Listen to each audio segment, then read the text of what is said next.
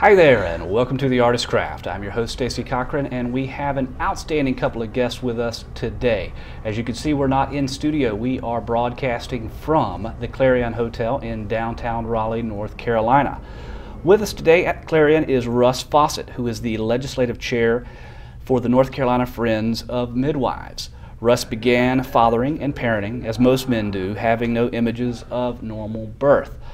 These days, he works in his spare time to make sure women and families who choose to birth at home have access to care that's licensed and integrated into the healthcare portfolio.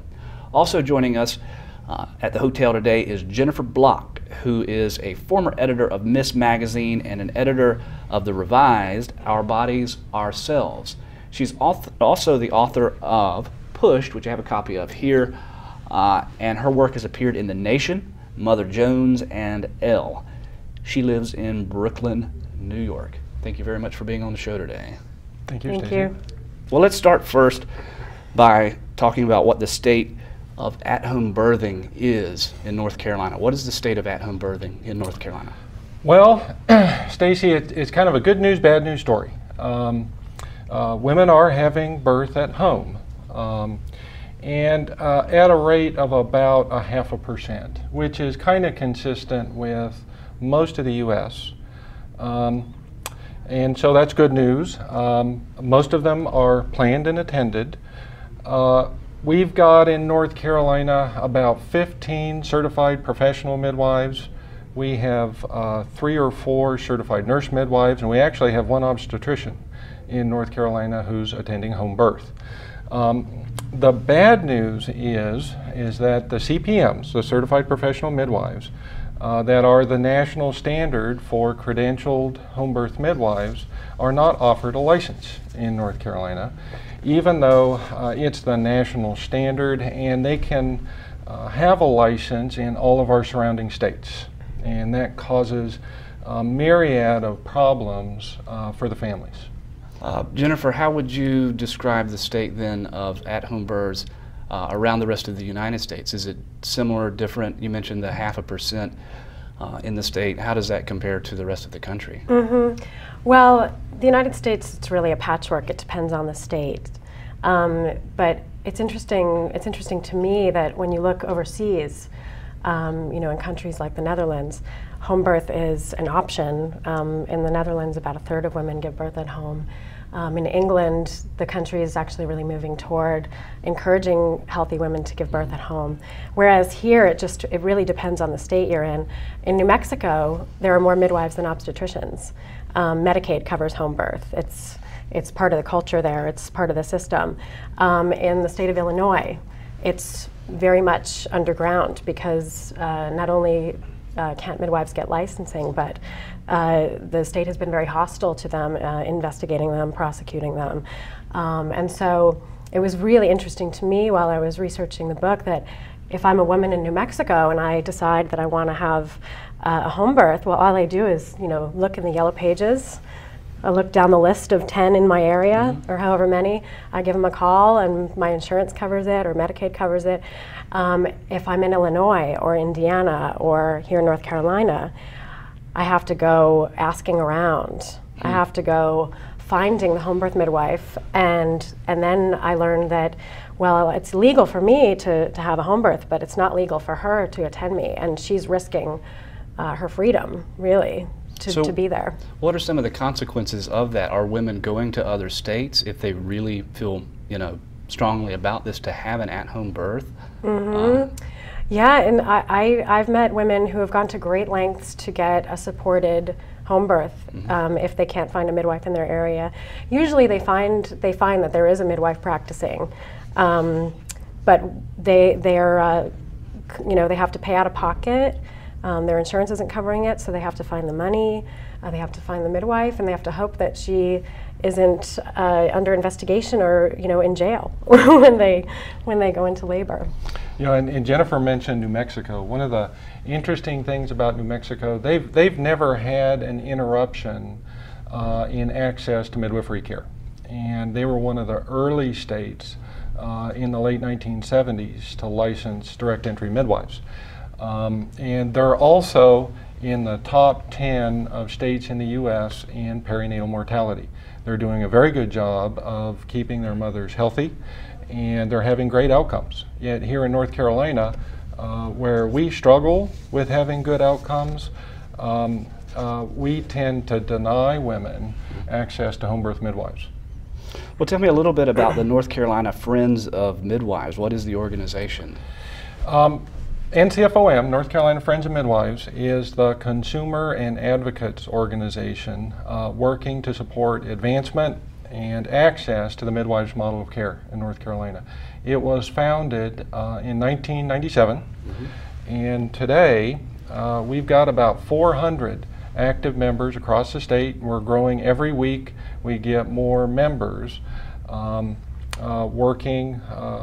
We're a community of women and mothers and healthcare professionals who recognize that the midwives model of care is an effective model of care. It makes a lot of sense, and women want it, and they need to have access to it.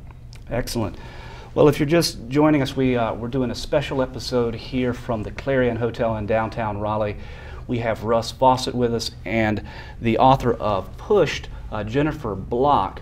Tell us a little bit about the book. What is Pushed about? Well, I'm a journalist. I don't have any children. I came at this subject as a complete outsider, and I was really interested in why, for instance, in the United States, almost 1 in 3 women are giving birth by major surgery. Why we induce half of first-time mothers into labor and not let it begin on its own. And I was very interested in why in some states midwives don't have licensing and one has to go underground to give birth at home.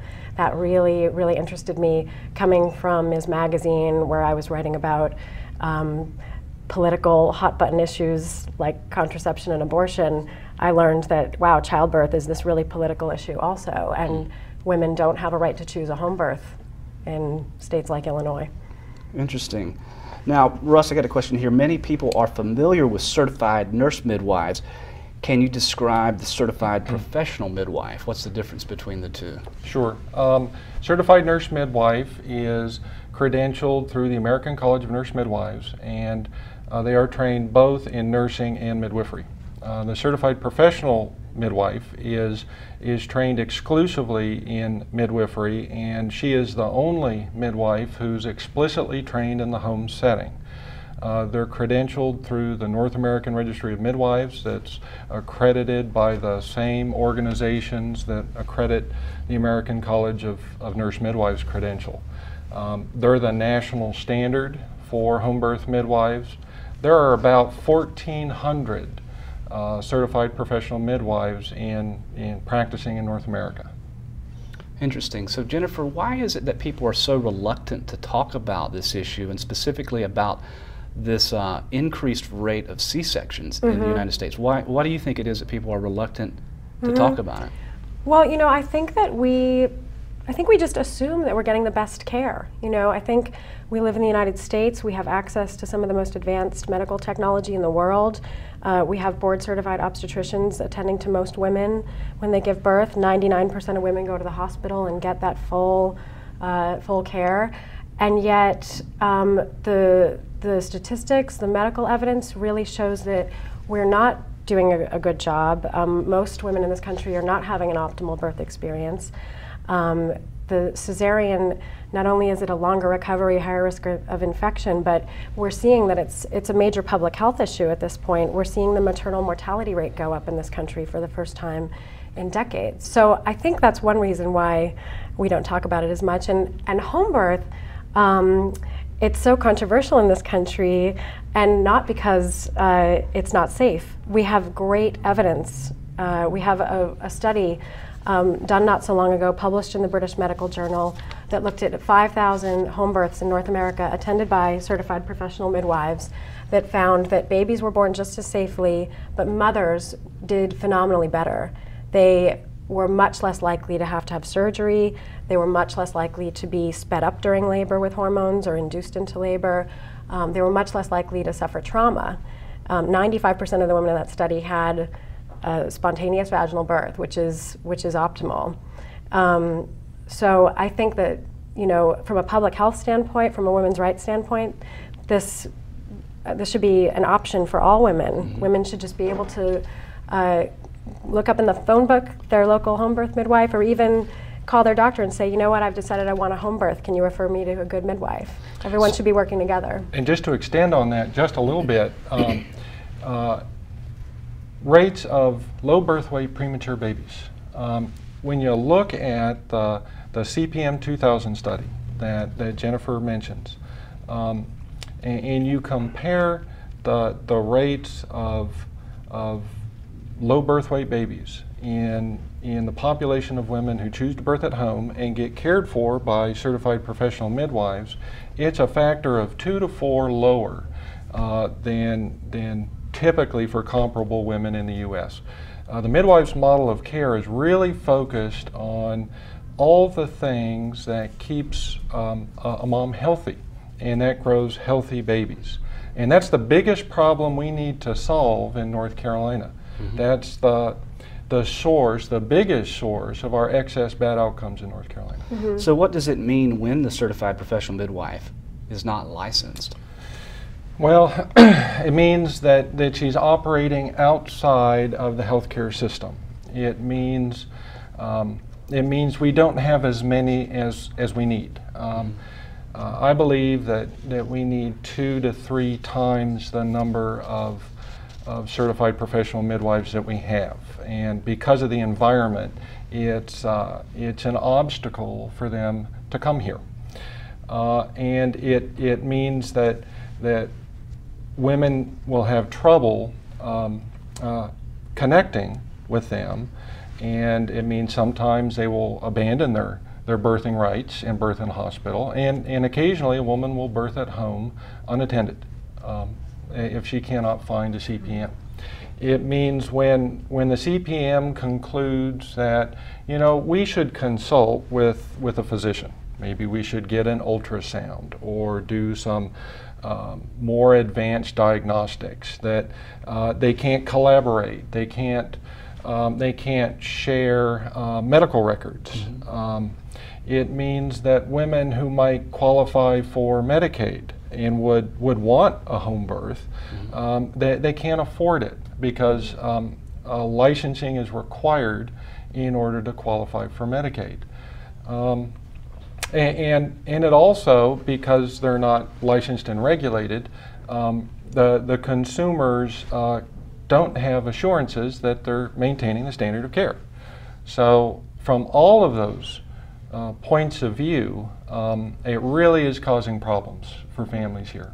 So for folks who are watching tonight who want to do something about this issue in the state of North Carolina, I understand there's going to be legislation that's brought before mm-hmm. the Senate and the Congress in January, perhaps. Mm-hmm. Mm-hmm. What is that all about? Can you elaborate on that? So the North Carolina Friends of Midwives is working towards crafting legislation to introduce into the 2009 session to license certified professional midwives in North Carolina. We're working with legislators now in putting that together. We just finished a legislative study committee that was charged with studying the needs of families that birth at home in North Carolina. I haven't seen the report yet. Looking forward to seeing what the results of that, but I think it was a very effective forum for us to communicate. So our objective is to pass a bill next year to license CPMs in North Carolina, just like all of our surrounding states. Seems like a very reasonable thing to do. So what should folks do who are watching the show that want that legislation to be passed? There are a number of things. Certainly supporting NCFOM would be terrific. Engaging your state representative and senator and send them the message that women who choose to birth at home deserve access to trained and licensed midwives in North Carolina, and join NCFOM. You can go to www.ncfom.org and join the Friends of Midwives. Now, what does getting licensing involve? What does a midwife have to do to get this kind of licensing? Well, we would propose that certified professional midwife credential is the standard by which, or the licensing basis for licensure. So we have a midwifery board, a regulatory board already in North Carolina, the Midwifery Joint Committee. We would propose that the CPMs be regulated and licensed under that board. Well, if you're just tuning in, the guest is Russ Fawcett. He is he's the legislative chair for the North Carolina Friends of Midwives. And we also have Jennifer Block, who is the author of Pushed. I've read part of Pushed. It seems like a great book. I would recommend checking it out if you're more interested in this issue. One of the things you mentioned early on, Jennifer, was the so-called optimal birth. What is an optimal birth? Well, if you think of childbirth as this physiological process that a woman's body goes through at the end of pregnancy, a bunch of hormones start firing, the cervix starts to open, the uterus starts contracting, the baby starts descending. What's optimal really is when that process begins spontaneously. We know now that the baby actually participates in initiating labor when its lungs are mature, because it has to transition from breathing amniotic fluid to breathing air. When that process goes at its own pace, when it's not rushed, and when it concludes with the least amount of medical intervention necessary. And so women are not getting this experience in hospitals generally. About half of first-time mothers are being induced into labor, so their baby's not giving that signal that they're ready. We know that more than half of all women who birth in the hospital are being either induced or sped up with artificial oxytocin, which is the hormone that contracts the uterus. And we have this almost 1 in 3 cesarean rate. So we have a lot of births that are actually being scheduled. We have the scheduled repeat cesareans and the scheduled inductions. And we have this rising rate of preterm birth, largely due to those trends. The rate is actually 12.7% of babies in the United States now are born premature before they're ready. So the hospital environment has become very restrictive, very highly medically interventive. And oftentimes women are actually choosing, they don't have a birth center nearby, they're choosing between the hospital or staying at home. Because at home, midwives aren't going to be inducing labor with Pitocin, they're not going to be rushing labor with Pitocin. Any of those interventions, if they happen, are going to happen because there's a medical problem and the intervention's actually needed at that point.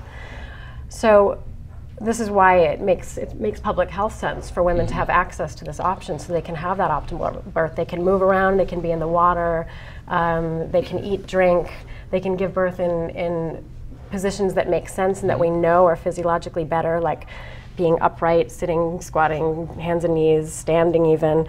If you go and look in any labor and delivery room in the hospitals, you're going to see the vast majority of women on their backs or leaning back, which is the worst possible position for them to be in and for their babies to be in, trying to get out. It's fascinating. There's some outstanding research in Pushed. Why do you think it is? Why has the medical establishment gotten to this point where so many women are having C-sections that aren't needed? What has gotten us to this point? Well, your viewers can certainly pick up the book to get more of the nitty-gritty history, but I think generally we're just not supporting this physiological birth process. We don't really value it. We don't believe it has any merit, really, right? We're inducing so many labors. We think that we can just replicate it with technology and drugs and that it'll go just as well. But what we find is that when we induce women, they're 2 to 3 times more likely to need a C-section. So what we start with drugs and technology, we have to finish with a scalpel. We're not, in hospitals, we're not supporting women by giving them one-on-one care. We know, we have research showing that women are more successful when they have the presence of a trained attendant one-on-one there with them, when they have support, when they're able to move around. You know, it makes sense. A baby has to work its way out. And if you watch women left to their own devices in labor, they're walking around, they're moving around, they're on hands and knees. We put women in this nonsensical position of in bed. And it's interesting because historically, there was a very dark period in U.S. obstetrics where women were knocked out and strapped down with leather straps. And now women are awake and aware, but they're still pretty much tied down to the continuous fetal monitoring, the IV. I have an illustration that I show in my talk.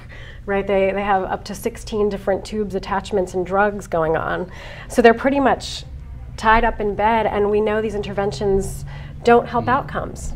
They're unnecessary. The big question, though, that I have, I think that our viewers might have as well, is what got us to this point? What is it? Is it just the overreach of the medical establishment? What is it? Well, part of the problem right now is we're in a for-profit medical system, and it's profitable to intervene. I compare it to a restaurant in a way. If you walk into a restaurant and you sit down with your family of 6 and you eat the free bread and drink the free water, but don't order anything off the menu, the restaurant doesn't really want you there, does it? So we have for-profit hospitals, and if you're a woman and you want to support this physiological process, this process that the body is doing all by itself, and you go to a hospital and you say no to the Pitocin, and you say no to the induction, and no to the continuous monitoring, and no to the epidural, where's the profit? So there's not much of a motive to encourage natural birth in the hospital. And from a liability standpoint as well, courts reward intervention. Even though it's not based on what's best or healthiest for women and babies, there's a lot of pressure on physicians and nurses and the entire staff to intervene before it's really necessary, because it creates a paper trail. Well, and kind of along those lines is, I wonder if our medical model is focused on solving problems instead of promoting health and normalcy of birth. And if you're focused on solving problems, then everything looks like a problem.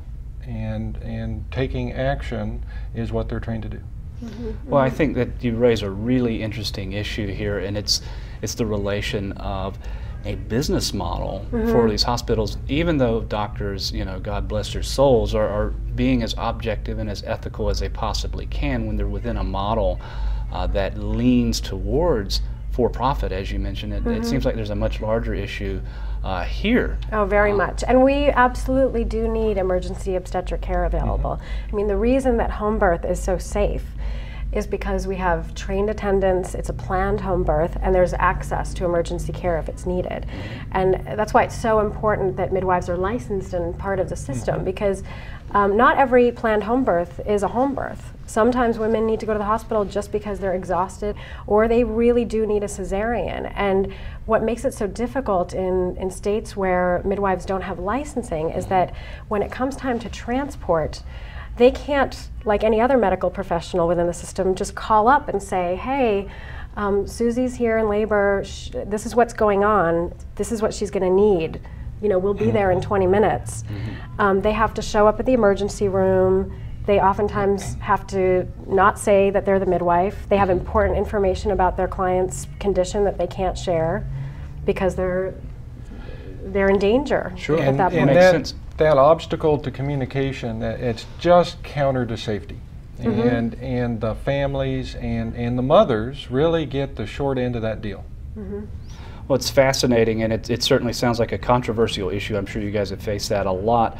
We're coming down to about our last 3 minutes here, and I want to remind folks that the guests here are Jennifer Block. The book is Pushed. We also have Russ Fawcett with us. And I wanted to ask you, Russ, as well about the safety. Of course, people have concerns about the safety of birthing out of the hospital. Can you talk to that? Sure. The safety of planned home birth with a trained midwife has been studied for years. And as Jennifer pointed out, in 2005, a landmark study was published, Johnson & Davis's large prospective study of planned home birth in North America. The midwife's role in the planned home birth is one, throughout the prenatal period, is to really support the mother in keeping her as healthy as she can. And during labor and delivery, her objective is to monitor her and support her. And when there are indications in which the birth is not normal, they go to the hospital. But the midwife is trained in neonatal resuscitation. She carries medicines to stop bleeding, and her standard of care and her training really keeps the mother safe. So that's why we know today that we enjoy outcomes as good as planned hospital birth for healthy women experiencing normal pregnancies with a factor of 5 reduction in cesarean section. What would you say is the most surprising statistic or data to come out of this study? Out of the home birth study? Yes, with the compilation that you have here. What is the most surprising or shocking thing to you out of all this research? I think the most important thing is that, I mean, that study was looking at what we call low-risk women in the literature. So women who are healthy, having normal pregnancy with a singleton baby, one baby, not twins or multiples, and they compared their outcomes to the outcomes of a similar group of low-risk women with the same characteristics who got traditional care in the hospital. Well, 20% of those women who got care in the hospital had C-sections. Something like 60%, I'm not looking at my list, but 60% had Pitocin, got Pitocin in the hospital. A third of them got episiotomies, where they actually cut the vagina. And this is a procedure that the medical literature across the board has shown to be unnecessary and harmful. A third of women giving birth vaginally are still getting that procedure. So then you look at the group that stayed at home with a midwife. Only 5%, or not even 5%, I think 4% had a cesarean. 4%. 1% had a vacuum or forceps extraction. 9% maybe had Pitocin. Hardly any had an episiotomy. And so I think what's so surprising to people is that, wow, low-risk women, 95% can give birth vaginally, spontaneously. I think we have this idea, especially in this country, that wow, it's just so hard. It's, you look around, so many women, all your friends are having C-sections or they needed to be induced. And then you look at this group, and when they're supported, when they're getting evidence-based care, almost all of them end up having a normal, spontaneous, optimal birth. So look at what's possible. Look how much better we could be doing. Again, if you're just tuning in at home, or if you've been watching and you want to do something, if you're moved to action, the thing to do is to contact your state legislators in the Senate and the House here in North Carolina. I think they begin their session in January for 2009. The guests are Jennifer Block, author of Pushed. I highly recommend the book. Check it out. And Russ Fawcett. Thank you very much for being on the show today. Thank you, Stacy. Thank you so much. Excellent.